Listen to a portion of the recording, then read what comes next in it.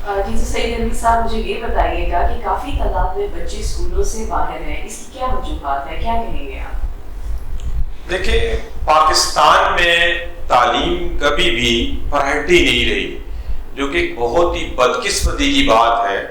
تعلیم ایک ایسا زیور ہے کہ جس نے پورے معاشرے کا جو حسن ہے اس کو دوبارہ کرنا ہوتا ہے، لیکن بدقسمتی یہ ہے کہ پاکستان کے اندر جتنی بھی حکومتیں آئی ہیں شروع دن سے لے کے اب تک، جب آتے ہیں تو خواب تو دکھاتے ہیں بہت زیادہ کہ تعلیم ہماری پرائرٹی ہوگی۔ ایون عمران خان آیا، اس نے کہا تعلیم ہماری پرائرٹی ہوگی، کوئی بھی آ جاتا ہے، لیکن اس کا عملی مظاہرہ کسی حکومت نے نہیں کیا، اور اس کا نتیجہ کیا نکلا ہے کہ 2.25 کروڑ بچے اس وقت سکولوں سے باہر ہیں، یعنی 2 کروڑ اور 20 لاکھ بچے جن کی عمر 5 سے 16 سال ہے۔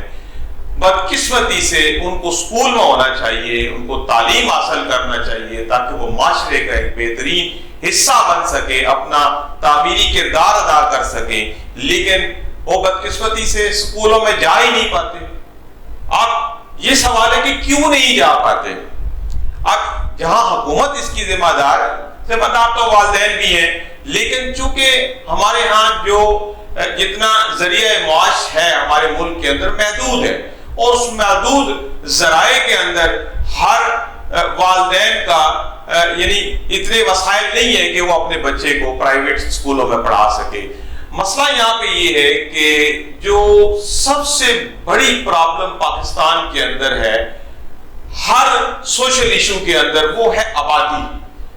آبادی کا زائد ہونا بہت، یعنی اتنی شرح سے آبادی بڑھ رہی ہے کہ ہمارے وسائل سے کئی گنا زیادہ بڑھ چکی ہے، اور اتنے بچوں کی تعداد ہے کہ اتنے اسکول نہیں ہیں کہ کہاں وہ سما سکیں۔ ابھی حکومت کا کام ہے کہ اگر اتنی شرح سے آبادی بڑھ رہی ہے تو اسکول بھی اسی شرح سے بڑھائے جائیں، لیکن حکومت کے اپنے ہی معاملات ہیں، وہ کہتے ہیں ہمارے وسائل نہیں ہیں، لیکن وسائل ہیں لیکن ان کی ترجیح نہیں ہے۔ سب سے پہلی بات تو یہ ہے، اور دوسری غربت ہے۔ غربت کی وجہ سے والدین اپنے بچوں کو پرائیویٹ اسکولوں میں نہیں بھیج پاتے کیونکہ وہ بھی مہنگے ہیں، تو ہر والدین تو چاہتے ہیں کہ میرا بچہ پڑھے، لیکن جب ان کے ہاں کھانے کو کچھ نہیں ہے، ان کے ہاں مسائل اپنے کھانے کے لیے نہیں ہے، بچے ان کے لیے وہ ایک بوجھ بن جاتے ہیں، تو وہ تو سب سے پہلے ذریعہ معاش کی طرف جاتے ہیں۔ تعلیم تو بہت بات کی بات ہے، تو اس لیے حکومت کو چاہیے کہ وہ تعلیم کا انفراسٹرکچر بنائے، اور تعلیم کی جو ترجیح ہے، یعنی ترجیح کے طور پہ تعلیم کو لے، سب سے پہلی ترجیح جو ہے نا وہ تعلیم ہونی چاہیے۔ تو آبادی میں بھی کنٹرول کریں، حکومت بھی اپنا انفراسٹرکچر تعلیم کا کرے، اور والدین کو بھی دلچسپی لینی چاہیے کہ ہمارا بچہ جو ہے وہ چائلڈ لیبر کی بجائے سکول میں جائے، اگر تھوڑا پڑھ لے گا تو معاشرے کے اندر ایک مثبت کردار ادا کرے گا۔ اچھا جی صاحب، مجھے یہ بھی بتائیے کہ اسکولوں کے نصاب کے بارے میں اگر بات کی جائے تو موجودہ دور کے تقاضوں سے ہم آہنگ ہیں، اس کے بارے میں کیا کہیں گے آپ؟ دیکھیں، اس وقت جو ہمارا نصاب ہے یہ اتنا آؤٹ ڈیٹڈ ہے، irrelevant ہے، اور مارکیٹ نیڈ کے اوپر بیسڈ نہیں ہے۔ یعنی یہ جو مارکیٹ نیڈ پہ بیسڈ نہیں ہے، یہ میں پروفیشنل تعلیم کی بات کر رہا ہوں۔ اب پرٹیکولرلی چونکہ آج ہم اسکولوں کے اوپر بات کر رہے ہیں، تو اسکولوں کا بھی جو ہمارا نصاب ہے وہ اتنا کمزور ہے، آؤٹ ڈیٹڈ ہے، کہ موجودہ جو سرکاری اسکولوں کے اندر نصاب ہے اس کے ذریعے بچہ پڑھ کے ہائر ایجوکیشن کی طرف نہیں جا سکتا۔ دیکھیں، پوری دنیا کے اندر پرائمری تعلیم کو بہت اہمیت حاصل ہے۔ جتنی اچھی بیس بچے کی بنے گی، اپنے پرائمری میں جتنے اچھے وہ تعلیم حاصل کرے گا، اتنا ہی اس کو آگے جانے میں دشواری نہیں ہوئے گی۔ جتنا وہ پرائمری لیول کے اوپر کم پڑے گا اور وہ ضرورت کے مطابق نہیں پڑھے گا، اپنا نصاب اس کا معیار کے مطابق نہیں ہوگا، تو وہ آگے ہائر ایجوکیشن میں بالکل نہیں جا سکتا۔ اس لیے وقت کی اہم ترین ضرورت ہے کہ ہم اپنے پرائمری کا، اسکولوں کا جو نصاب ہے اس کو ہم اپ ڈیٹڈ کریں، اور اپ ڈیٹڈ نصاب جو ہے اس کے اندر کمپیوٹر کی جو تعلیم ہے، انگریزی کی تعلیم ہے، انگریزی، تو یہ تک انگلش اور کمپیوٹر نہیں آئے گی تو تب تک آپ آگے نہیں بڑھ سکتے۔ علی صاحب، جیسے آپ نے بات کی کمپیوٹر اور انگلش کے بارے میں، تو موجودہ دور میں ان چیزوں کا کتنا زیادہ سیکھنا ہمارے لیے ضروری ہے؟ دیکھیں، اس کمپیوٹر ہماری زندگی کا اہم ترین جز بن چکا ہے. ہم کمپیوٹر کے بغیر آگے نہیں جا سکتے. پہلے کمپیوٹر تھا ایک ڈیسک ٹاپ کہ آپ نے آنا ہے آفس میں, ڈیسک ٹاپ کھولنا ہے تو آپ نے کام شروع کر دینا ہے. پھر اس کی جگہ لیپ ٹاپ آ گیا کہ آپ نے اپنے بیگ میں ڈالا ہے اور آپ جو ہے کہیں جاتے ہیں آپ لیپ ٹاپ کھول کے کام کرتے ہیں. پھر ٹیبلٹ آ گیا اور اب یہ سارا کچھ جو ہے وہ سمٹ کے آپ کے موبائل میں آ گیا. یعنی اب ہم جب کمپیوٹر کی بات کرتے ہیں تو کوئی ڈیسک ٹاپ تک محدود نہیں ہے. آپ کا جو پاکٹ میں, آپ کے جو ہتھیلی میں موبائل ہے, یہ بھی کمپیوٹر ہے. تو جب تک آپ کا بچہ کمپیوٹر سے واقفیت نہیں رکھے گا, کمپیوٹر کو نہیں سمجھے گا, تو جدید دور کے اندر کوئی ڈھنگ کا کام نہیں کر سکتا. تو اس لیے ایک انتہائی ضروری ہے کہ بچے کو پرائمری سے ہی کمپیوٹر کا لٹریٹ ہونا چاہیے. اب کمپیوٹر کا لٹریٹ ہونے سے مراد یہ نہیں ہے کہ وہ سمپلی براؤزنگ کرے, وہ فلمیں دیکھے, چیزیں دیکھیں, وہ ضروری. آپ جس کا جو پروڈکٹیو استعمال ہے کمپیوٹر کا, بچے کو شروع دن سے ہی وہی سکھانا چاہیے تاکہ آگے چل کے وہ اس کے ذریعے ہائر ایجوکیشن میں جا سکے. اچھا علی صاحب, بات کریں گے اسکولوں کی انفراسٹرکچر کے بارے میں. آپ کیا کہیں گے, کیا صورتحال ہے, کیا سمجھتے ہیں آپ؟ دیکھیں, سرکاری سطح پہ جتنے اسکول چل رہے ہیں سب کے سب ہی معیار سے نیچے ہیں. آپ معیار میں دو تین چیزیں گن لیتے ہیں جو بہت موٹی موٹی باتیں ہیں. ایک تو ہے بیسک انفراسٹرکچر, جو اس کی بلڈنگ ہے. بلڈنگ بھی بہت جگہوں کے اوپر ناکافی ہے, بلکہ بہت جگہوں کے اوپر تو یہ بلڈنگ انتہائی پرانی ہے, اور یہاں تک کہ برسات کے دنوں میں اکثر یہ خدشہ رہتا ہے کہ کوئی چھت نہ گر جائے کسی اسکول سے, جس کی وجہ سے بچے خدا نخواستہ اپنی جان سے ہاتھ دھو بیٹھے. تو خطرناک بھی ہیں, کم بھی ہیں. آپ نے اکثر ایک اصطلاح سنی ہوگی ٹاٹ سکول, اور ٹاٹ سکول کیوں ہے؟ اس لیے کہ کمرے نہیں ہیں, انفراسٹرکچر ہی نہیں ہے. تو ایون جہاں سے میں نے پڑھا ہے جس کالج سے, میں بہت عرصے بعد گیا تو وہاں کے وہ جو ٹیچر موجود تھے انہوں نے مجھے دکھایا کہ ہمارے یہ بلڈنگ اتنی یعنی بوسیدہ ہو چکی ہے کہ یہ دراڑیں پڑی ہوئی ہیں, تو ہم ڈر کے مارے بعض کمروں کے اندر جاتے ہی نہیں ہیں کہ خدا نہ خواستہ کہیں گر نہ جائے. اچھا, یہ تو یہاں تو ہو گئی بلڈنگ کی بات. اب صرف بلڈنگ سے چلنے والے اسکولوں کی ہمیں ضرورت نہیں ہے. ہمیں چاہیے کمپیوٹر لیب, ہمیں چاہیے سائنس لیب. یہ دو بہت بنیادی لیبز ہیں. لیبز تو اب بہت آ گئی ہیں اسکولوں کے اندر. لیبز کا جو عالمی معیار ہے وہ تو بہت زیادہ لیبز ہیں, لیکن چلے ہم انہی کو ہی گن لیتے ہیں. اور پھر اگر کسی اسکول کے اندر کمپیوٹر لیب نہیں ہے, اس کے اندر سائنس لیب نہیں ہے, تو وہ اسکول تو ادھورا ہے. آپ کیا تعلیم دیں گے جب بچوں کو سکھانے کے لیے آپ کو اکوپمنٹ ہی نہیں ہے, چیزیں ہی نہیں ہیں؟ تو یہاں تو یہ صورتحال ہے کہ اسکول ٹیچرز کے بیٹھنے کے لیے کرسیاں نہیں ہیں, بچوں کے بیٹھنے کے لیے بینچ نہیں ہے, کرسیاں نہیں ہے, کوئی بیسک انفراسٹرکچر نہیں ہے, ایون بیت الخلا نہیں ہے, ایون پینے کا پانی نہیں میسر ہے. تو اتنی برے حالات ہیں ہمارے اسکولوں کے. تو ایسے حالات میں بچے کیسے پڑھیں گے؟ تو حکومت کی ذمہ داری ہے کہ وہ جو انفراسٹرکچر ہے اسکولوں کا اس کو ترجیحی بنیادوں پہ ٹھیک کرے. اچھا علی صاحب, مجھے بتائیے گا کہ 18ویں ترمیم کی وجہ سے تعلیمی نظام پر کیا منفی اثرات مرتب ہوئے ہیں, کیا سمجھتے ہیں؟ دیکھیں, 18ویں ترمیم بظاہر تو بہت اچھی ہے کہ ڈیولیوشن آف پاور ہے کہ آپ نے مرکز سے جو اختیارات ہیں وہ لے کے آپ نے صوبوں کو دے دیے کہ صوبے اپنے معاملات خود چلائیں. یہ اچھی بات ہے, صحت میں بھی ہے, تعلیم میں بھی ہے, دیگر کئی شعبوں کے اندر 18ویں ترمیم کی وجہ سے اختیارات نچلی سطح میں منتقل ہو گئی ہیں.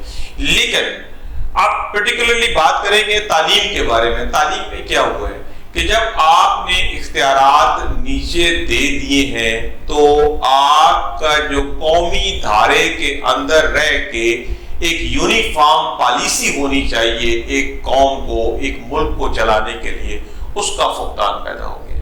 دیکھیں, اب ہر صوبہ اپنے حساب سے کریکولم ڈیزائن کر رہے ہیں, اپنے حساب سے وہ ایک تعلیمی نظام چلا رہا ہے. اس کو قومی دھارے میں ہونا بہت لازمی ہے. دوسرا, صوبوں کے پاس اتنے وسائل نہیں ہیں کہ وہ ان کے ذریعے اپنا ماڈرن ذریعہ تعلیم جو ہے وہ متعارف کرا سکے. پھر دیکھیں جس نے بھی انٹرنیشنل لیول پہ ڈونر نے آنا ہے اس نے فیڈرل گورنمنٹ کو دیکھنا ہے اور فیڈرل گورنمنٹ کے ذریعے فنڈز بھی نیچے آتے ہیں. تو یہ بہت اچھا ہوتا کہ اگر یہ تعلیم صحت اور دیگر جو اس طرح کے سینسٹیو جو ہمارے شعبے ہیں یہ اگر مرکز میں ہی رہتے تو اس سے یہ ہوتا کہ ایک تو یونیفارم پالیسیز آتی, کیونکہ ان چیزوں جیسے صحت ہے تعلیم اس کے تو بہت زیادہ آپ کو یونیفارم پالیسیز کی ضرورت ہے.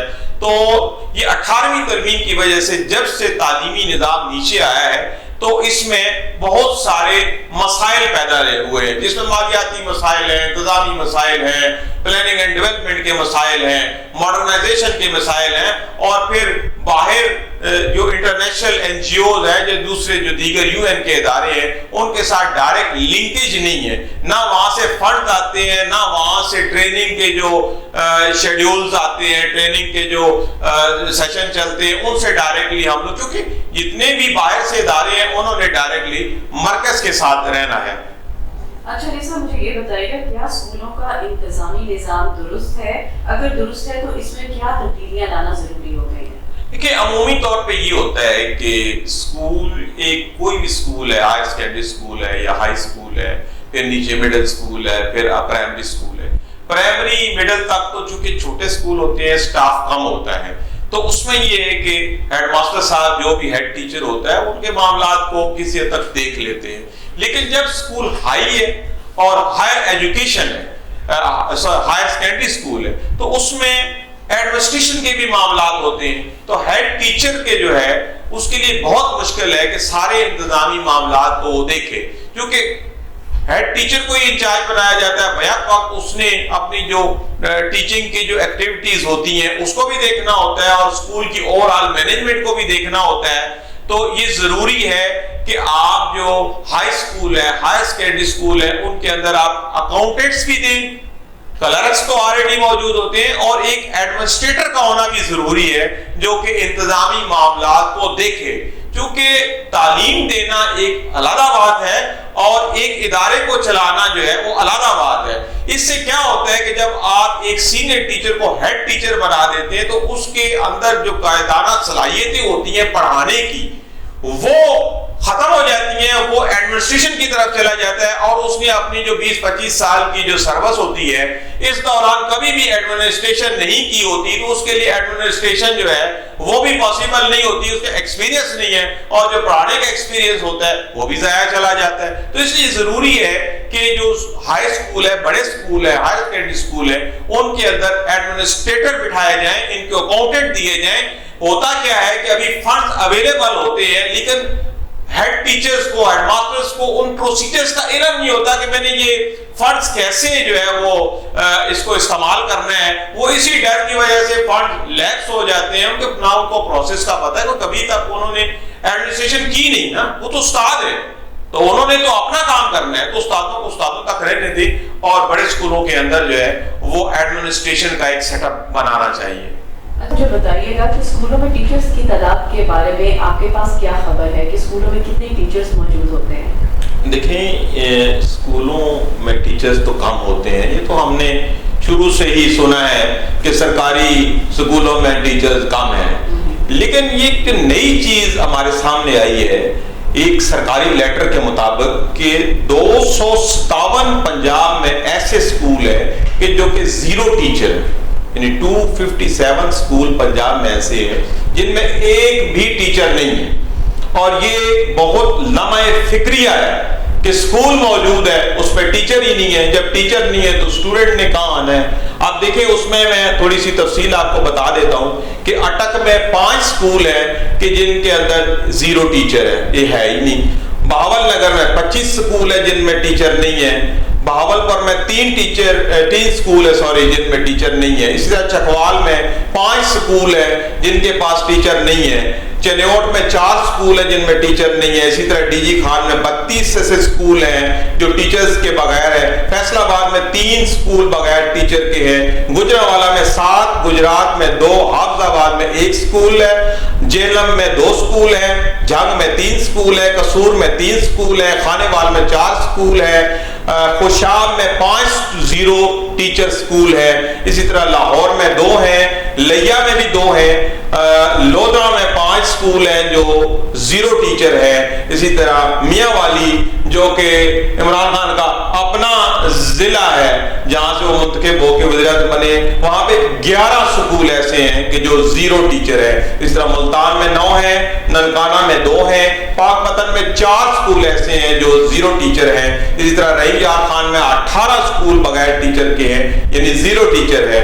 इसी तरह रावलपिंडी में 5 स्कूल है, और इस तरह राजनपुर में भी 5 स्कूल है, शेखुपुरा में 2 स्कूल 0 टीचर है। इसी तरह सियालकोट में 7 स्कूल बगैर टीचर के हैं, ये 0 टीचर स्कूल है। और टोबा टेक सिंह, ये तो नंबर ले गए Toba take Singh. Toba take Singh में 65 स्कूल है कि जिनके पास 0 टीचर है, यानी 65 स्कूल टोबा टेक सिंह में 0 टीचर के साथ है। इसी तरह वेआड़ी में 7 स्कूल है कि जो 0 टीचर है। आप देखिए, ये तो हमारी तालीम की प्रायोरिटी है कि 257 ऐसे पंजाब में स्कूल है कि जो 0 टीचर पे चल रहे हैं। तो ऐसे हालात में हम कहें जी कि हमने तालीम आम करनी है, तो तालीम के जरिए हमने सोशल चेंज लानी है, हमने पढ़ाना है बच्चों को, तो ये ऐसे तो फिर ये कुछ होने वाला नहीं है। जी तो अली साहब, मुझे बताइएगा कि नौजवानों को तालीम के साथ साथ हुनर सिखाना या सीखना किस कदर जरूरी है, क्या समझते हैं इसके बारे में आप? देखिए, हम हैं अंडर डेवलप्ड नेशन। हमारा मुल्क जो है वो तरक्की याफ्ता नहीं है, तरक्की पजीर है, और हमारे यहाँ नौजवानों की जो तादाद है वो भी लकीली ज्यादा है। तो हमारा तालीमी प्रॉब्लम क्या है कि 16 साल की तालीम यानी MA करने के बाद भी हमारा जो फारग तहसील बच्चा है वो इवन एक सिंगल डॉलर क्या, एक सिंगल रुपया कमाने के काबिल नहीं होता। यानी वो 16 और 5 21 5 साल की अगर उम्र में बच्चा स्कूल में दाखिल होता है, 16 साल यानी 21 साल की उम्र के बाद अगर बच्चा कुछ कमाने के काबिल नहीं होता तो माशरे में कैसे चल सकता है? वो 21 साल के बाद फिर आगे मजीद कुछ हुनर सीखेगा और कमाने के काबिल होगा। ये तो एक हकीकत है कि जब तक इंसान अपने लिए कमाता नहीं है तो वो इंडिपेंडेंट नहीं हो सकता। और ये बात कहना कि तालीम सिर्फ कमाई के लिए, ये भी बात नहीं है, लेकिन इसको पैरेलल चलना चाहिए कि 21 साल बहुत ज्यादा उम्र हो जाती है और 21 MA करने के बाद भी अगर किसी के हाथ में हुनर नहीं है तो हमारे जैसे अंडर डेवलप मुल्क के लिए ये नाकाबिले बर्दाश्त है। तो इसीलिए माशरे के अंदर बेचैनी है, बेरोजगारी है, जराइम है और इतनी ज़हनी परेशानी है कि इतना पढ़ने के बावजूद भी अक्सर आप सुनते होंगे कि MA किया हुआ है, BA किया हुआ है, फारग फिर रहे हैं। देखिए, आपने ऐसी तालीम पढ़ी कि जो फौरी तौर पर अप्लाइड नहीं है, आप कहीं उसके जरिए आप यानी चंद एक शोबे हैं जिसमें आपने MA कर लिया, टीचर बन गए, क्लर्क बन गए, वो चंद शोबे हैं जिसको आप सिंपल MA या इस तरह MSc वगैरह करके आप टीचिंग लाइन में जा सकते हैं या चंद एक शोबों में जा सकते हैं। तो इसलिए ये जरूरी है कि हमारे जैसे मुल्क, गरीब मुल्क के लिए जहां आबादी भी रोज बरोज बहुत ज्यादा शरह से बढ़ रही है, तो हमारे यहाँ मैट्रिक टेक का आना बहुत जरूरी है। जब तक हम मैट्रिक विद टेक्नोलॉजी नहीं पढ़ाएंगे कि आप 9वीं और 10वीं क्लास के अंदर बच्चे को कोई ना कोई हुनर जरूर सिखाएं, चाहे उसने वो मैट्रिक करने के बाद वो काम करना है या नहीं करना। अगर तो वो गरीब घराने से है तो अगर उसने मैट्रिक विद टेलरिंग किया हुआ है, मैट्रिक विद वेल्डिंग किया हुआ है, मैट्रिक विद अप्लायंस मेंटेनेंस किया हुआ है, मैट्रिक विद AC टेक्नोलॉजी किया हुआ है, matric with any other discipline जिसका वो खुद से काम कर सके या किसी इदारे में फौरी तौर पर उसको जॉब मिल सके। ये हमारी जो बेरोजगारी है, हमारे जो माशरे के अंदर बेचैनी है, हमारे जो माशरे के अंदर जराइम है, उसके खात्मे के लिए बहुत जरूरी है कि आप हर बच्चे को میٹرک ٹیک کرائیں تاکہ جو وہ میٹرک بھی جو ہے وہی 15-16 سال کی عمر میں ہوتا ہے، تو 15-16 سال میں جب بچہ ایک میٹرک کر لے تو اس کے ہاتھ میں ایک ہنر ہو. اگر وہ پڑھی لکھی اچھی فیملی سے ہے، یعنی افورڈنگ فیملی سے ہے، تو وہ آگے پڑھے. اگر وہ بچہ جو ہے وہ افورڈنگ فیملی میں سے نہیں ہے تو انڈیپینڈنٹ خود روزگاری کی طرف چلا جائے، سیلف امپلائمنٹ میں اپنی شاپ کھول لے، کوئی کام کر لے، یا کسی ادارے میں بھی وہ اپنی ٹیکنالوجی والے میٹرک کے ذریعے اس کو روزگار مل جائے. اس طرح ایک انقلاب آ جائے گا، اور ایسا انقلاب برپا ہوگا کہ ہمارے ملک کے اندر جو بے روزگاری ہے، فرسٹریشن ہے، جرائم ہے، اور جو ہم اپنے نظام تعلیم کو بار بار کوستے ہیں کہ پڑھنے کے باوجود بھی ہمارا کچھ نہیں بنا، تو مجھے امید ہے، بہت کبھی امید ہے کہ اگر میٹرک ٹیک جو ہے وہ مینڈیٹری کر دیا جائے ہر اسکول کے اندر، چھوٹی چھوٹی ورکشاپس بنا دی جائیں کہ جب بچہ میٹرک کرے تو میٹرک کے ساتھ اس کو کوئی نہ کوئی ہنر سکھا دیں، تو معاشرے کے اندر ایک بہت بڑی ایسی سوشل چینج پیدا ہو سکتی ہے کہ ہر بچہ میٹرک کرنے کے بعد مطمئن بھی ہوگا. اگر وہ یعنی اپنا کاروبار کرنے کے ساتھ مزید پڑھنا چاہے تو پڑھ بھی سکتا ہے، اگر افورڈنگ فیملی سے نہیں ہے تو وہ اپنا روزگار چلا کے اپنی زندگی کو چلا سکتا ہے. اچھا علی صاحب، مجھے یہ بتائیے گا کہ اسکولوں میں روایتی تعلیم کے ساتھ ساتھ کردار سازی کی کیا اہمیت ہے، کیا کہیں گے اس کے بارے میں آپ؟ دیکھیں، ہمارا معاشرہ یا کوئی بھی معاشرہ ہے دنیا کا، تو اس کی اکائی ایک انسان ہے. انسان اور بہت سارے انسان مل کے، یعنی ایک ایسا یونٹ ہے کہ جو پہلے ہزاروں، سینکڑوں، ہزاروں، لاکھوں، کروڑوں مل کے، یعنی چند لوگ مل کے ایک خاندان بناتے ہیں، پھر کئی سو لوگ مل کے ایک گاؤں یا ایک محلہ بناتے ہیں، پھر ہزاروں لوگ مل کے ایک شہر بناتے ہیں، پھر اسی طرح ایک لاکھوں کروڑوں مل کے ایک صوبہ یا ملک بناتے ہیں. تو اکائی ہے انسان. اور انسان کو جب تک آپ تربیت نہیں دیں گے اچھی زندگی گزارنے کی، آپ اس کو جتنی مرضی تعلیم دے دیں، جب تک اس کی کردار سازی نہیں کریں گے.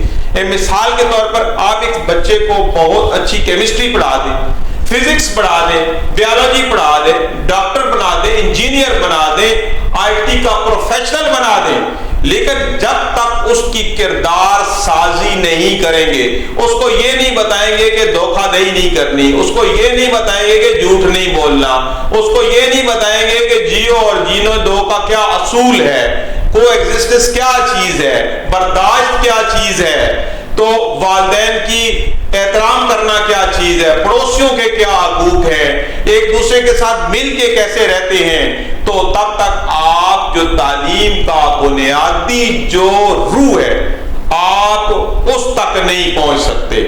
اس لیے جو روایتی تعلیم ہے اس کی اپنی اہمیت ہے، لیکن اسی دوران اگر کردار سازی نہ ہو تو پھر یہ روایتی تعلیم بے معنی ہو کے رہ جائے گی. جی تو علی صاحب، مجھے ایک اور چیز بتائیے گا کہ مختلف قسم کے تعلیمی اداروں میں دی جانے والی تعلیم کے یکساں نہ ہونے کے کیا نقصانات ہیں، کیا دیکھتے ہیں، آپ کی نظر میں سب کیا ہے؟ دیکھیں، تعلیم کا یکساں ہونا ایک یکساں معاشرے کے لیے لازم ہے.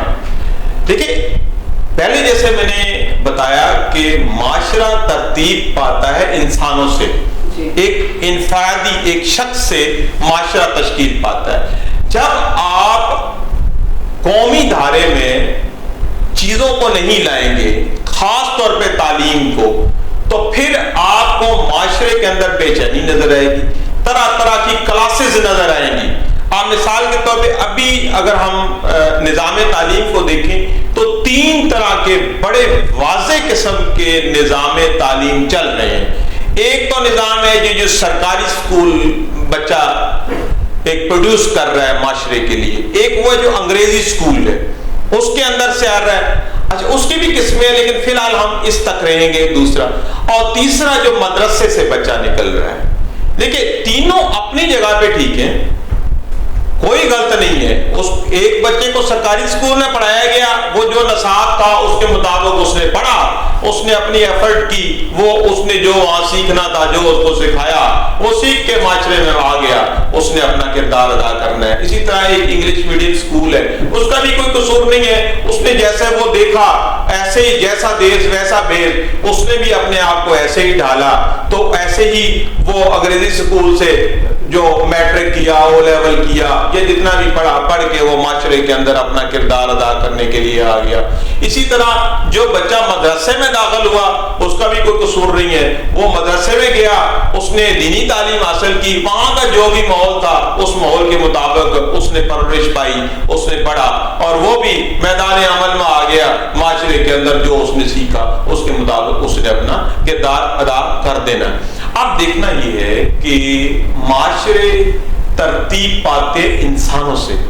جب انسانوں کی تربیت تین مختلف پیرامیٹرز کے اوپر ہو رہی ہو, تو پھر آپ یہ کیسے توقع کر سکتے ہیں کہ آپ کا جو معاشرہ ہے وہ یونیفارم ہو, وہ ایک جیسا ہو, اس میں یکسانیت ہو, اس میں سوچ ایک جیسی ہو, اس میں آپ کا ہر انداز ایک جیسا ہو؟ نہیں ہو سکتا. اس لیے کہ آپ کا جو معاشرے کے اندر ان پٹ ہے وہ تین بیسک پیرامیٹرز کے اوپر بٹا ہوا ہے. جب آپ کا نظام تعلیم بٹا ہوتا ہے تو آپ کا معاشرہ بھی بٹ جاتا ہے.